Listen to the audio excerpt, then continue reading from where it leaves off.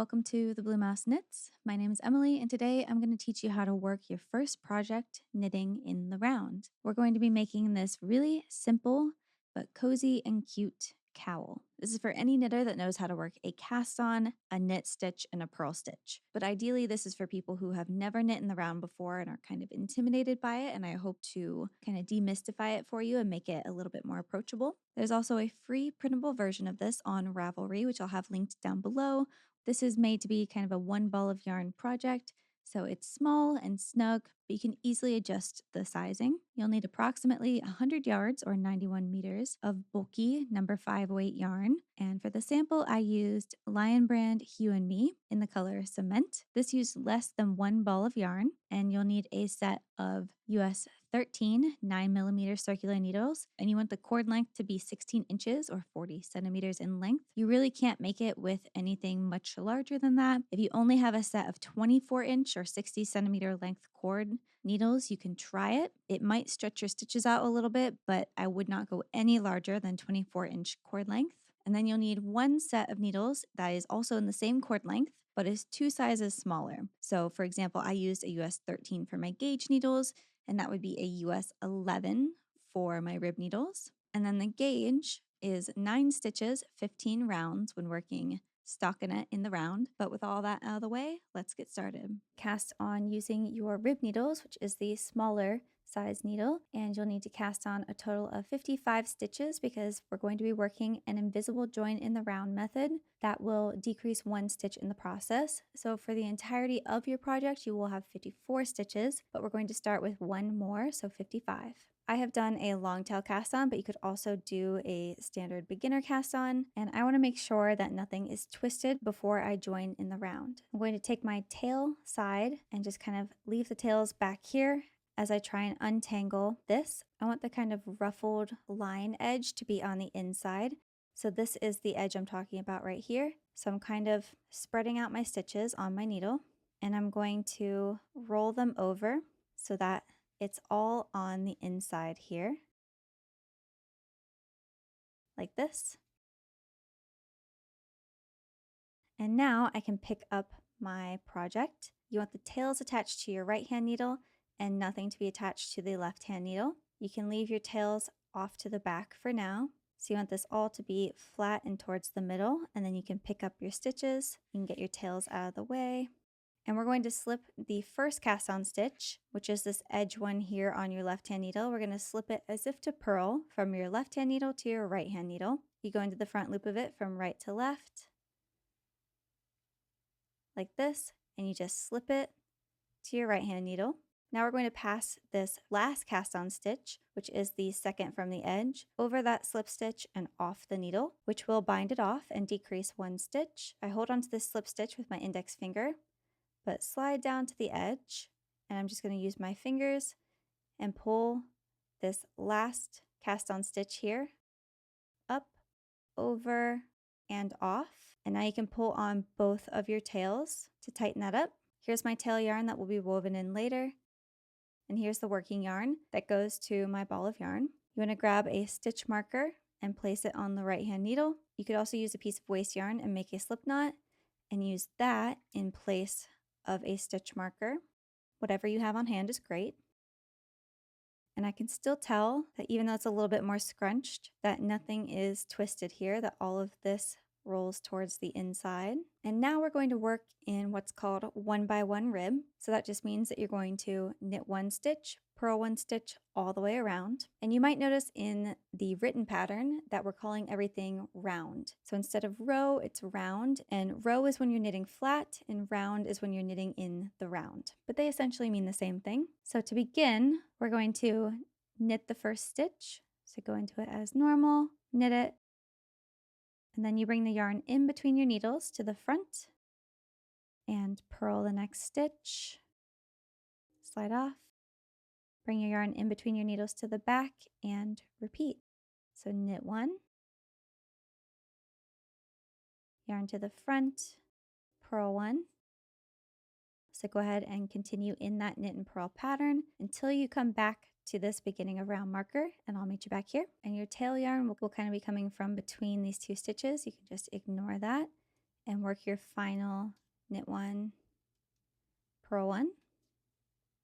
Bring your yarn around to the back, and then you're going to slip the marker from your left needle to your right needle, and you have just completed one round. So you're going to work that same knit one, purl one rib until your ribbed hem here measures approximately 1 inch, 2.5 centimeters, or your desired length, which for me was 4 total rounds. So here I've worked 1, I just need to work 3 more of that same stitch pattern. If you want a longer hem, go ahead and work more rounds.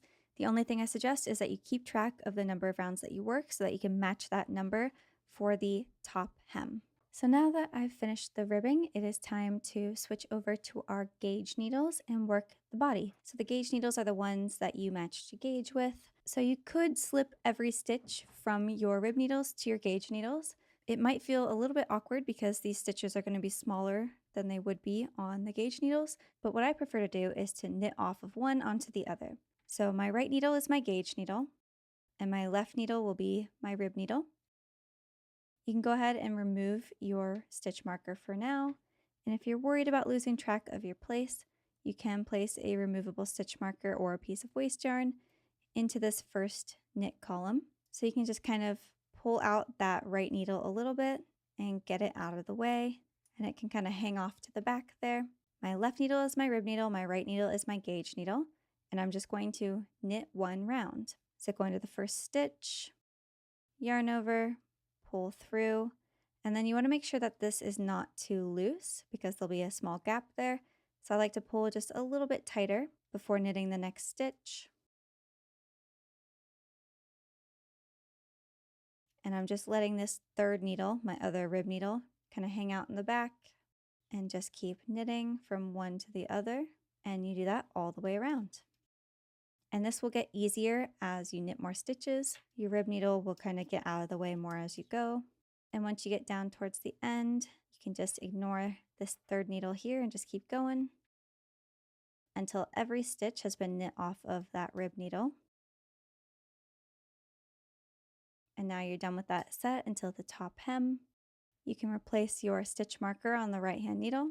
So that was one knit round. If you like kind of the small, snug sample length like this, you can knit a total of 30 rounds before we switch over to our smaller rib needles again and work our top hem.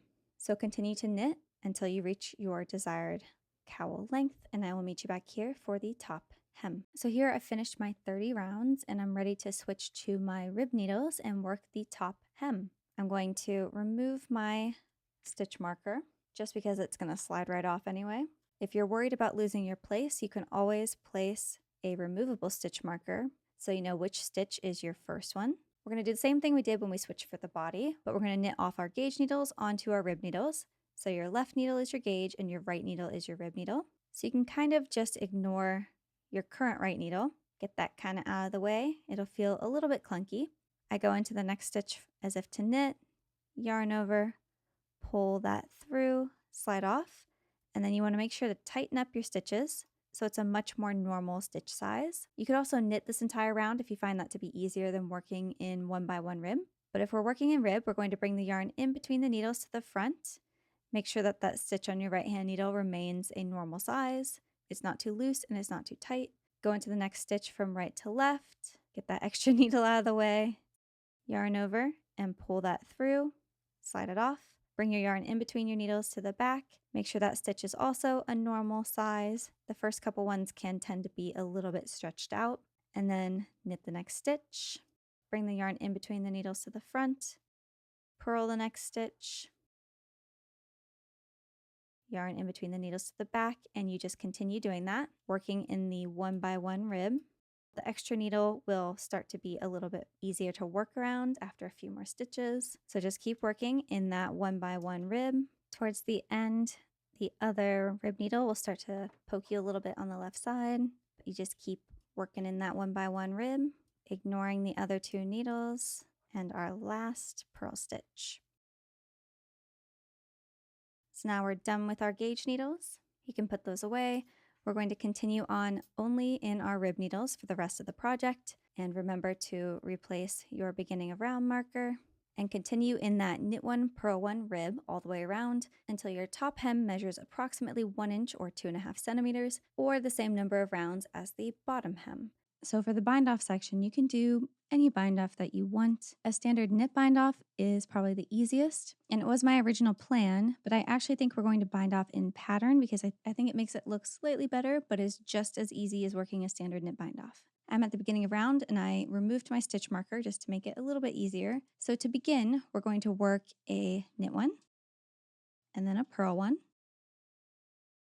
And now we're going to pass that knit stitch over the purl stitch and off the needle. So I like to slide them down towards the tip of the right hand needle, but hold on to that purl stitch so it doesn't fall off. Pinch that knit stitch, pull it up, over, and off. And kind of wiggle your stitch a little bit to loosen it up. And then you're going to continue in pattern as we do this. You can see all of these V's in a line here. So that means that we're going to be working a knit stitch. So go ahead and knit the next stitch. Now we're going to pass the second from the edge over the first and off. So hold on to this knit stitch, slide them down to the tip of your right hand needle, kind of pinch the second stitch from the edge and pull it up, over, and off. And then work one more stitch in pattern. We can see here that this is a purl stitch.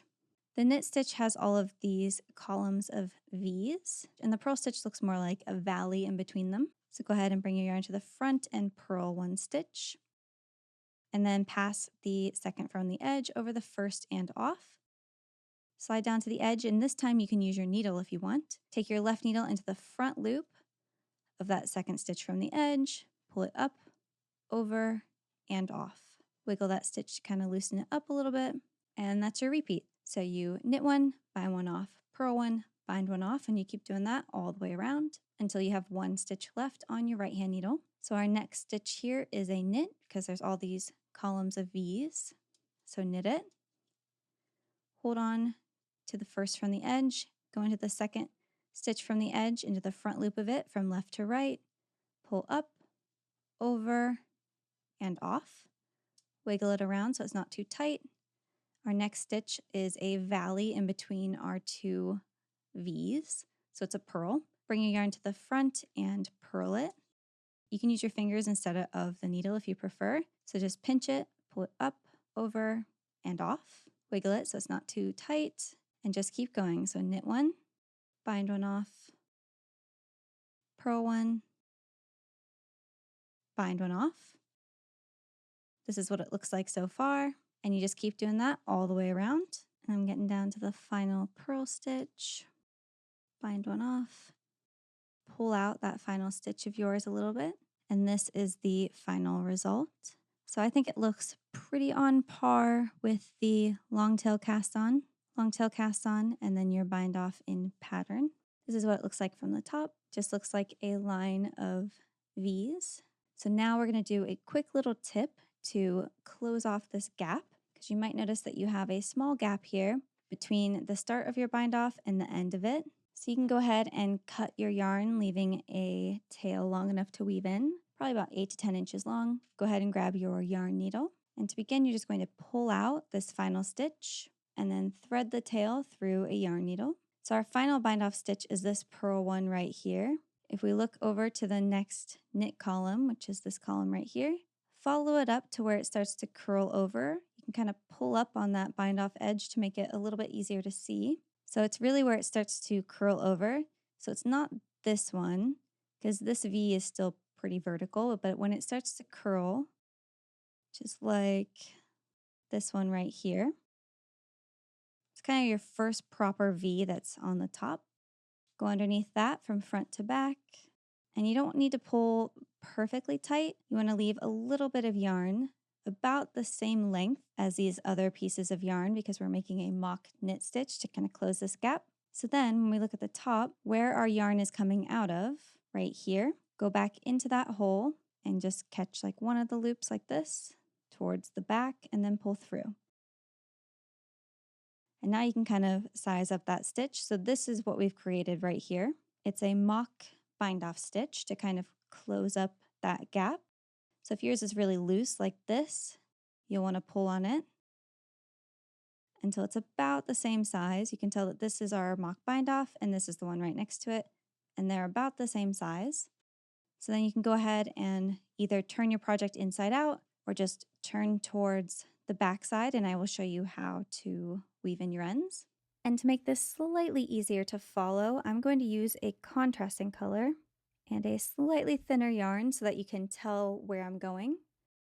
So my yarn is coming out of right here. So pretend that this yellow yarn is your tail yarn. I'm going to go down into this kind of column of twists right here. So it kind of looks like a wonky V, right? Like here's kind of a V, here's kind of a V, here's kind of a V. We're going to go into the right leg of that V from left to right, like this, and then the one above that, the right leg of it, again from left to right, and again with the one above that. Should look kind of like this. And now we get into our stockinette portion. We're going to kind of mimic a knit stitch. So this is a knit stitch right here. Now technically it's upside down, but they look almost the same. So here's a knit stitch. You can kind of see how it has its left leg that goes underneath this loop. It goes up, around, down, and over. And it looks kind of like an octopus. So we want to mimic that shape. So to begin, we find a knit stitch, which looks like this. Some people say it looks like an umbrella, so if that's an easier way for you to think of it. We go into the middle here, and then up on the left. Pull through. We're not pulling tight, just enough that the yarn is kind of hidden. The yarn loops over here, so we go down on the right and down through the middle again. And then we move one over, and that's this little octopus right here. So we go up through the middle, up on the left side, pull through, down on the right, and down through the middle. Sometimes I'll move it on top of the stitch that I'm mimicking so that it stays hidden. And then I'm going to do that one more time. So if we move over to the right, this is that next octopus. Go up through the bottom, up on the left, pull through, down on the right, down through the middle. And you can either cut it there or you can kind of go through the middle of one of your previous strands. So I can take my needle and kind of wiggle it into the middle of this strand of yarn. So I'm splitting it kind of in half and then pull the yarn through. And then I can cut the yarn. And it's okay to leave a little bit of a short tail here. And that is how you weave in your ends. So then you go down to the cast on edge and you do the same thing. So you would thread your cast on tail through a yarn needle, and we look at it from the right side real fast. It's coming out of this hole right here. So do not go back into the hole that it's coming out of. Pick a different one. So it's coming out of this one. I'm going to move over one to the left and go from right side to wrong side and pull that yarn through. And now your tail is on the wrong side. If you put it through the hole that it's coming out of, you'll undo part of your cast on, and that's not what we want. So this is where yours should generally be coming out of. So here we have a column of knit stitches right here. We're going to go into the left leg of the V, go into the bottom V, into the left leg of it from left to right, go into the next one up, just the left leg of it, and keep going up just into the left leg until you reach the body. So I'm going to skip the next left leg, which would be this one right here. We're going to start doing the octopus shape. So here's a knit stitch right here. You can kind of see the octopus shape. I'm going to go up through the middle, up on the left, and pull through. Down on the right, down through the middle. And then we move one more stitch over, which is this one right here. Up through the middle, up on the left, pull through. Down on the right, down through the middle. And you just do that until you've done about 3 or 4 stitches. And then you can either trim your yarn there, or you can again split part of your other strand. And there you have it. That is how you would weave in your ends.